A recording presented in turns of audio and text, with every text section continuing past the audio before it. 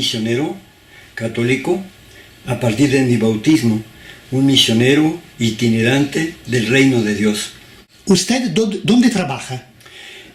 Trabajo principalmente en Ixtepec, Oaxaca, en el albergue Hermanos en el Camino, pero también tengo en la Ciudad de México un albergue para adolescentes y pues recorro, como mi misión es itinerante, recorro para visitar varias víctimas en la República Mexicana y fuera de la República Mexicana, víctimas de la violencia, víctimas del sufrimiento, que también me piden que los acompañe, o también en la defensa de los derechos humanos.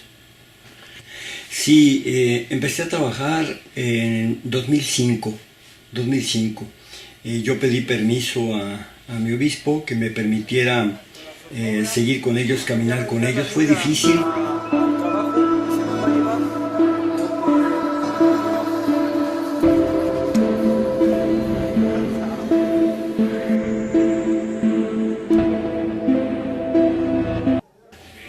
Bueno, yo como no puedo hablar con cada uno y con todos, ¿verdad?, los reúno.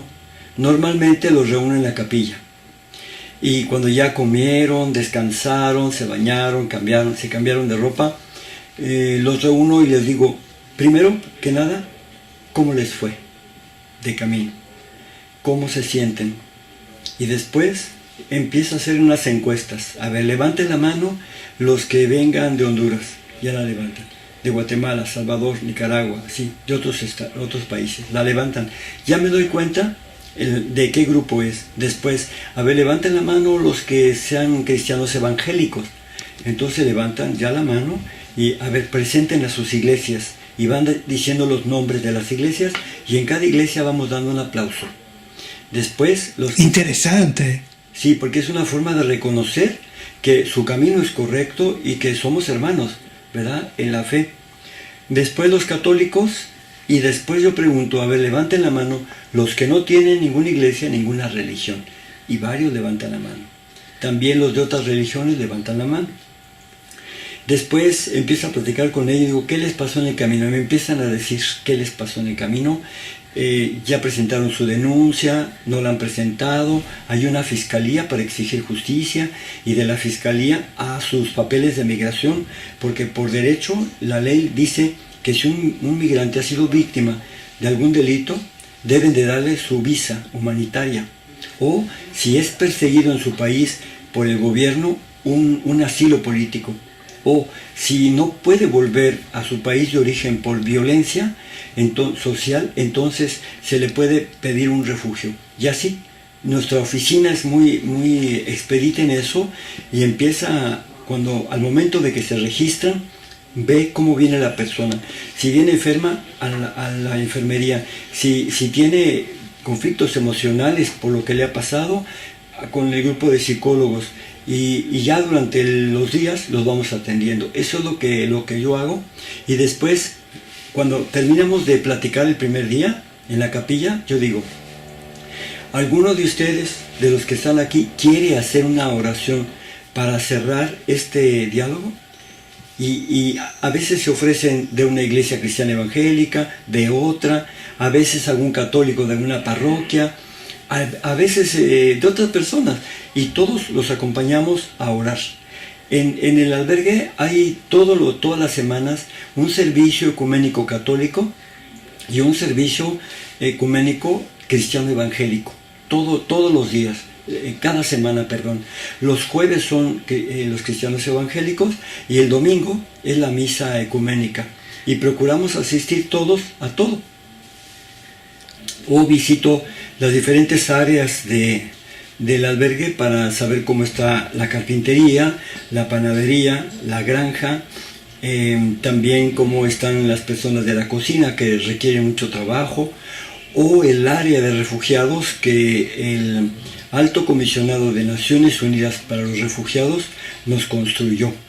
Todo eso se hace. Durante el día se reciben muchos periodistas, personas que llegan migrantes, todo el día están llegando los migrantes.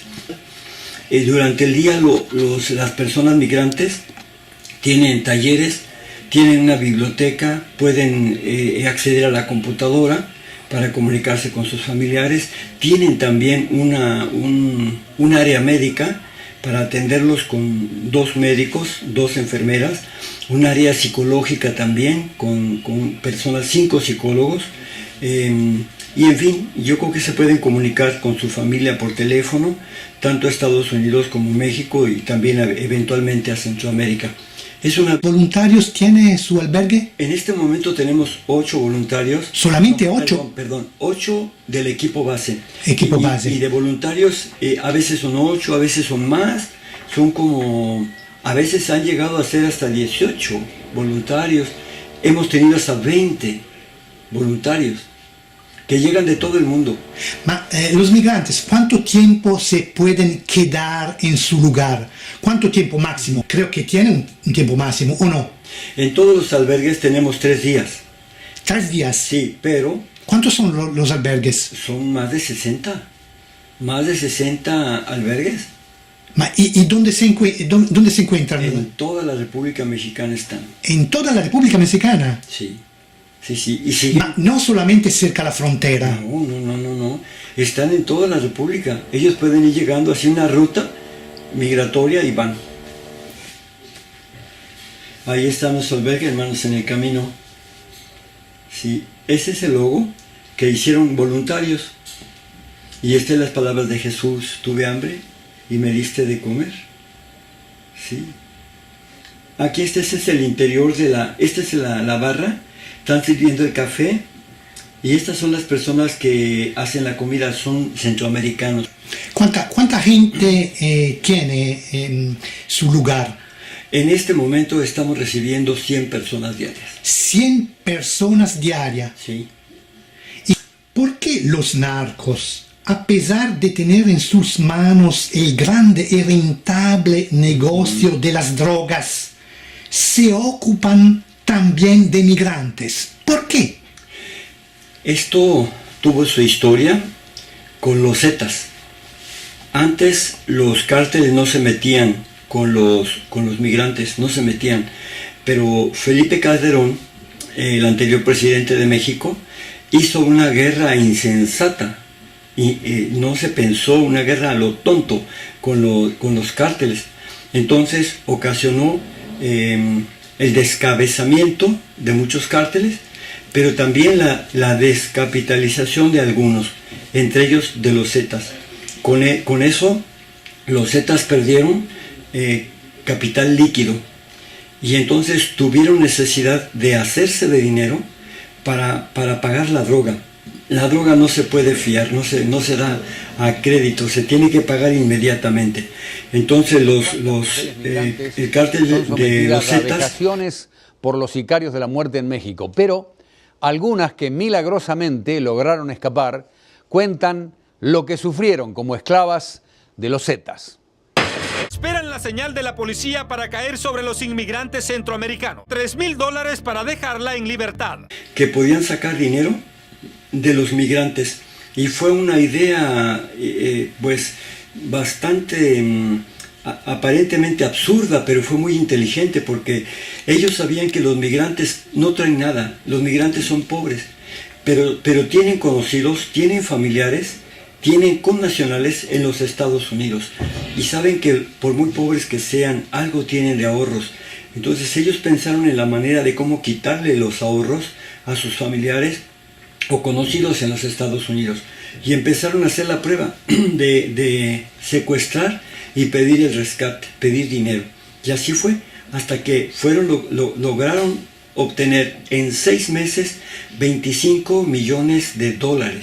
En 6 meses, nada más con un grupo de 10,000 migrantes cada 6 meses. Obviamente eran mucho más, no nada más 10,000 migrantes, eran mucho más. Y les resultó que había también otras formas de sacar dinero de ellos, como era la prostitución, la trata de personas con fines de explotación laboral y sexual, el tráfico de órganos, o sea, muchas cosas ellos fueron descubriendo y eso ayudó a incrementar su capital, aparte del dinero que deja ya la droga. ¿Cuántos son los carteles que trabajan, entre comillas, con los migrantes? ¿Todos los carteles de su país? No, no. Han trabajado solamente los Zetas y el Golfo. Los otros, no sé, no hemos sabido que sistemáticamente trabajen con los migrantes. Sí, eventualmente sí se han metido, pero no, solamente los Zetas y el Golfo, y eventualmente algún otro. Hace la policía? ¿Qué hacen los políticos de su país en contra de este fenómeno de los carteles, de los migrantes, de la explotación, de la desaparición? ¿Qué hacen? No sé, porque son parte de lo mismo. Son parte de lo mismo. Claro, los agentes de migración, los policías, políticos, los políticos de cualquier nivel, ¿verdad? Son cómplices de esta explotación a los migrantes. Saben que es una fuente de dinero muy grande, son cómplices. Mire, yo quiero definir mi gobierno como una narcocleptocracia. Narcocleptocracia. Eso son, porque son narcos, porque el narco infiltró casi todas las instituciones, porque los políticos son ladrones. Raro, y yo no lo he conocido, uno que no robe. Solamente ahora Andrés Manuel López Obrador, un candidato para el 2018, es el único que yo sé que no ha robado. Pero de ahí en fuera, yo no sé. Y entonces los mismos políticos son parte de este crimen que lesiona, que daña, que explota a los mismos migrantes. Padre, usted... Son palabras muy fuertes porque es muy fuerte la realidad también. Y hay que decir las cosas claras. ¿Tiene miedo por su vida? Yo tengo miedo por México. Me da pena por México. Imagínense si no es verdad lo que yo estoy diciendo. Tenemos ahorita varios gobernadores que en la cárcel, algunos de ellos, otros están prófugos, unos tienen órdenes de aprehensión, no son unos, son muchísimos. Entonces, ¿sabe uno cuánto robó? Más de 34,000 millones de pesos. Es una cantidad muy grande y así están los demás. Entonces son políticos ladrones, esos son narcos. Usted es un hombre de la iglesia católica. Claro. La iglesia, ¿qué dice de su trabajo? ¿La ayuda? Sí. ¿O no? No, pues no me ayuda, pero yo la entiendo. Yo la entiendo porque, mire, yo soy un sacerdote libre. Yo no me considero un súbdito del Estado del Vaticano, porque Cristo no fundó estados del Vaticano. Me considero un miembro creyente de la Iglesia Católica, cuya sede de fe está en Roma, porque allí está Pablo, Pedro, está nuestra historia. Pero los obispos no son eso. Ellos son un poco más funcionarios de un estado, funcionarios del Estado del Vaticano. Yo tengo libertad para hablar desde mi conciencia, ellos no. Porque ellos no pueden, ellos como representantes de un estado, no pueden meterse en asuntos de otro estado. Y no pueden decirle al gobierno todo lo que yo les digo. Ellos deben de profetizar, pero no lo hacen. Entonces, ¿qué pasa? Que conmigo unos tienen aceptación, otros les doy miedo, otros de plano pues no me aceptan, pero yo tengo que hacerlo así y tengo paciencia porque sé que mi iglesia, mi jerarquía va a ir reaccionando poco a poco. Yo lo entiendo. Sofisticado que sé. Este señor es de los más corruptos de México, es el presidente de México. Enrique Peña Nieto. ¿Sabe cuánto tiene de aceptación él en este momento? Tiene el 9% de aceptación de la población mexicana. O sea, es repudiado, es rechazado. Y este que ve aquí es un pobre hombre, porque en realidad lo único que tiene es el dinero.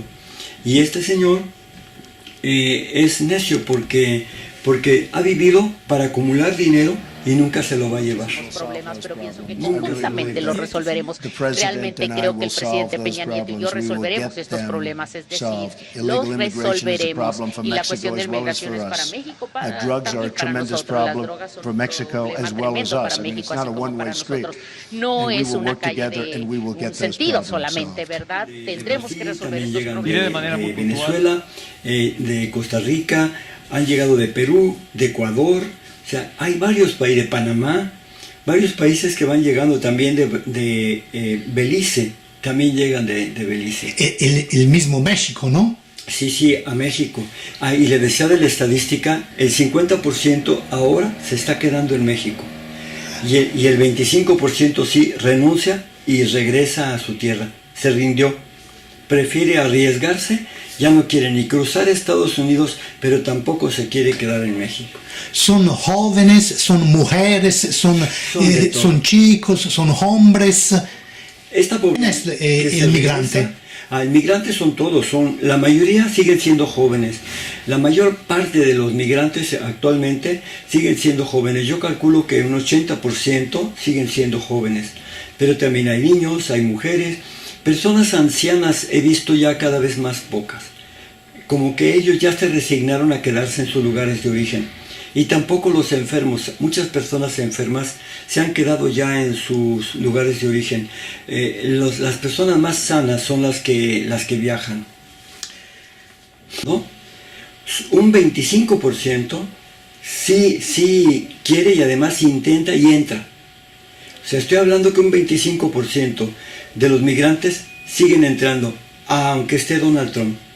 Donald Trump no ha podido evitar que sigan entrando. Obviamente yo no les voy a decir cómo, pero cuando ellos llegan allá me hablan y me dicen. Entonces yo me doy cuenta cómo están entrando, pero le voy a dar un tip. Aquí los que controlan la frontera no es Estados Unidos ni es México. Sigue siendo el crimen organizado. Entonces el crimen organizado, cuando tú le pagas o llevas la droga, ellos ven cómo, pero te pasan.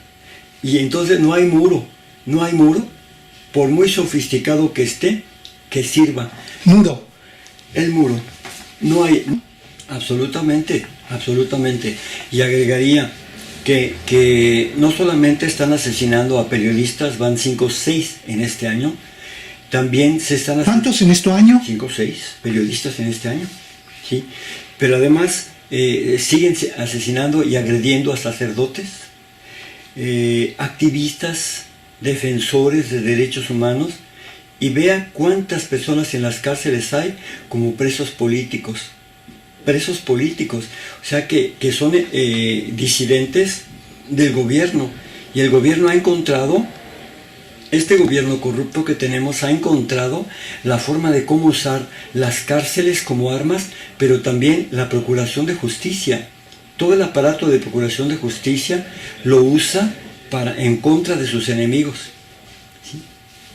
Por eso la única esperanza que tenemos en 2018 para que esto cambie es que cambie un partido que no hemos visto en la presidencia, y también un hombre, Andrés Manuel López Obrador, que es un hombre honesto, ¿verdad? Él quiere realmente que haya un cambio.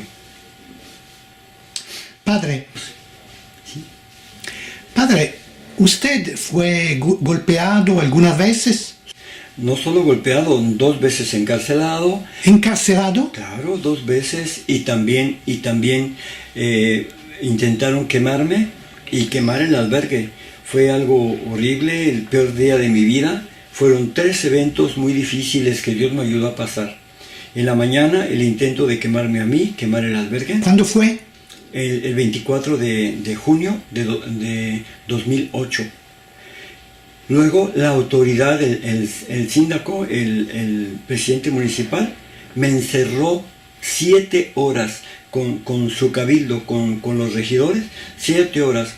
Y me dijo, de aquí no vas a salir hasta que no firmes que vas a quitar el albergue. Y le dije, pues pueden matarme si quieren, pero no voy a firmar nada.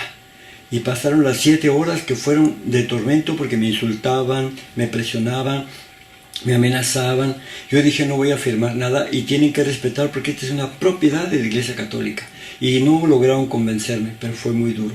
En la tarde, otro evento. en la tarde de ese mismo día, porque llegaban unos migrantes y la gente los quería apedrear. Lo que me hicieron en la mañana, otra vez se lo querían hacer a ellos y a mí otra vez, con piedras, con palos, con gasolina, querían quemarnos. Entonces fueron momentos muy duros, hasta la noche todavía fue la agresión, porque cuando los migrantes salían en el tren, ellos querían apedrearlo. Y yo le dije al presidente municipal, usted tiene que prevenir esto, porque si usted no evita esto, yo a usted lo voy a demandar. Y me dijo, me está usted amenazando, tómelo como quiera, pero le advierto que si hay un solo herido de los migrantes o de mi equipo, yo lo voy a demandar a usted.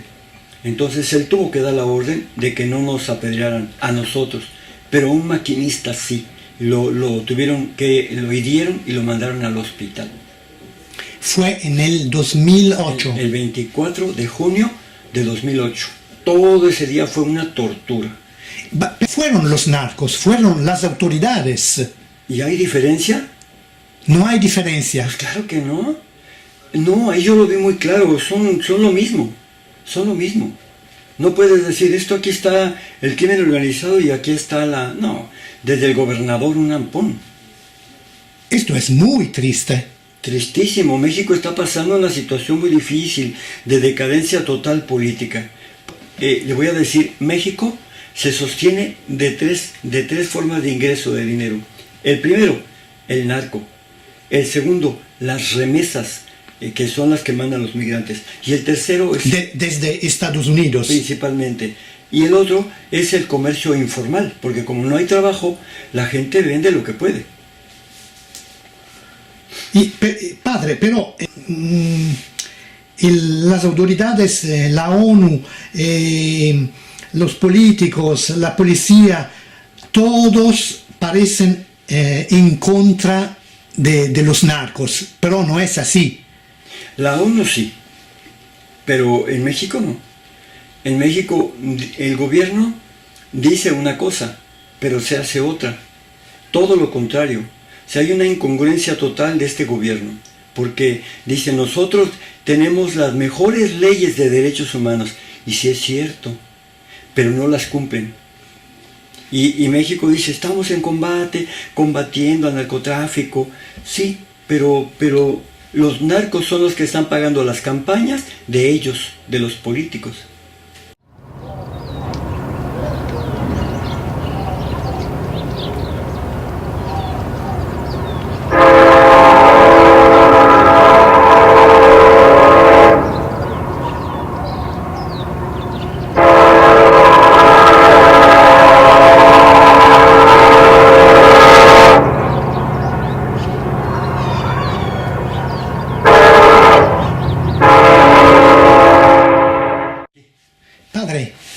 La bestia. Bueno, la bestia es en realidad un gran invento, pero se le empezó a llamar la bestia porque este es un tren de carga, no es para transportar personas. Claro, cuando este tren viajan en estas condiciones, claro que pueden suceder muchos accidentes, o también cuando arriba o abajo está migración, están policías, están el narco. Mira, todo eso son muy peligrosos. Ellos tienen que viajar 12, 13, 14 horas arriba. ¿Quién va a aguantar esas horas ahí? Se duermen. Claro que se duermen y se caen. O también se suben el crimen organizado sobre el tren y empiezan a aventarlo si no pagan. ¿De dónde llega el tren llamado La Bestia? Llega del sur, de Chiapas, como a una hora de Guatemala. ¿Hasta dónde? Llega, hay diferentes ramas, puede llegar hasta Tamaulipas, Ciudad Juárez, puede llegar hasta Mexicali, puede llegar hasta muchos lugares, Sonora. Y un montón de migrantes llegan con el tren. Sí. Un montón. Sí, muchísimos. Pedro Ultreras, que es un cineasta méxico-americano, hizo la película La Bestia. La Bestia. Y la obra también, el libro La Bestia. Por eso se le empezó a llamar la bestia, porque él puso así y le llamó por todos los accidentes que ocasionaba y todos los mutilados que producía. ¿Cuántos kilómetros dista el confín con Estados Unidos? Nosotros tenemos aproximadamente unos más de 3.000 kilómetros. ¿Usted viajó a Estados Unidos? Sí. El Eldorado de los migrantes. ¿Viajó? ¿Sí? Sí, yo viajo unas 4 o 5 veces al año o más a Estados Unidos y voy a diferentes grupos de migrantes, sí. ¿Por qué se viaja a Estados Unidos? ¿Por hablar con los migrantes, por ver la situación, por hablar con el presidente de Estados Unidos, Donald Trump? ¿Por qué? No, nunca he visto a un presidente. ¿Nunca? No, he visto a senadores, he visto a congresistas, eso sí los he visto, sí. Bueno, no lo he visto, pero sí he visto. Y voy con ellos no solamente para saber qué está pasando, sino qué podemos hacer como estrategia para defender los derechos humanos, porque ellos tienen derechos. Y son 34 millones de mexicanos que viven allá, y son 11 millones de personas que no tienen documentos. Indocumentados. Ilegales. Ilegales no.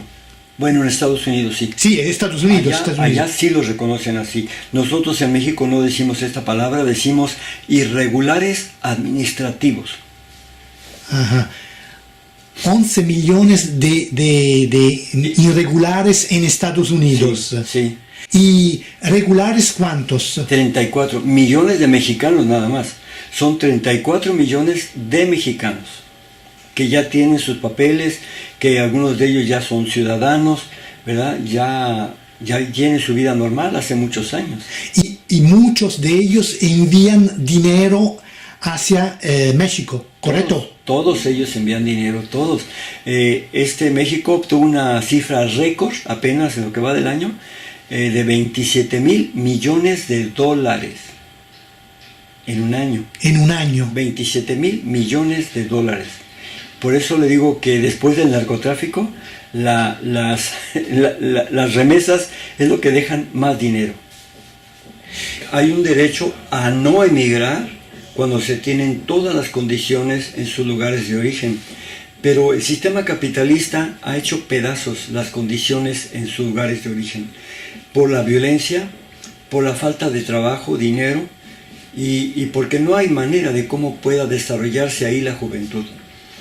Pero la migración no forzada es tan natural como la misma humanidad. Son movimientos naturales que siempre han existido, los desplazamientos.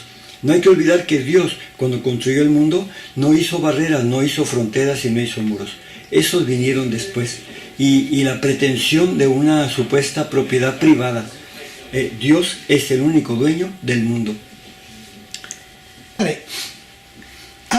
¿Hay una solución por este problema de los migrantes? Sí hay una solución. ¿Cuál es la solución? Si el problema que produce la inmigración forzada es sistémico, estructural, ¿sí?, del sistema neoliberal capitalista, la solución es cambiar de modelo. Necesitamos cambiar de modelo, esto no puede seguir así. Porque no solamente una pequeña tarea, me parece esta. Una gran tarea de todos, y que en este siglo XXI se tiene que resolver. No hay de otra. No hay de otra, porque si no se resuelve, entonces sí va a haber un estallido social mundial. Imagínense el 99% de las personas aguantándose con las migajas que el 1% le tira. Eso no es posible. El 1% tiene que entender que esto no va a sostenerse mucho tiempo.